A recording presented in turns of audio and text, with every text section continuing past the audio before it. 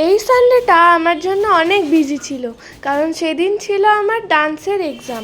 আমাদের এক্সামের টাইমিং ছিল 12:30টায়, ওই জন্য আমরা রেডি হওয়ার অনেকটাই টাইম পেয়েছিলাম। কিন্তু সকাল সকাল উঠেই আগে আলতাটা পরে নিয়েছিলাম, কারণ ওটা শুকাতে তো একটু টাইম লাগবে। রেডি হয়ে বেরোনোর আগে কটা ডান্স ভিডিও বানিয়ে নিলাম, তোমাদের সাথে পরে শেয়ার করব।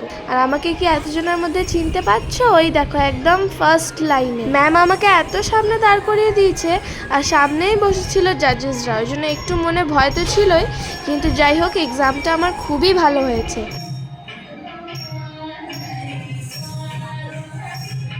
এক্সাম শেষ করে ফার্স্টে আমরা একটা ঠান্ডা জলের বোতল কিনে নিয়েছি, তারপরে আমরা টোটোতে চেপেছি, কারণ এত গরম। আর যেখানে আমরা এক্সামটা দিচ্ছিলাম সেই জায়গাটাও এতটাই ছোট, এতজন মিলে খুবই গরম করছিল। 5 ঘন্টা পর বাড়ি ফিরে একটু রেস্ট নিয়ে আবার বেরোতে হয়েছিল একটু দরকারে। বাড়ি ফেরার পথে খেয়েছিলাম ফুচকা। বাড়ি ফিরে কোথাও না তাকিয়ে সোজা একটু ঘুম দিয়ে দিয়েছিলাম।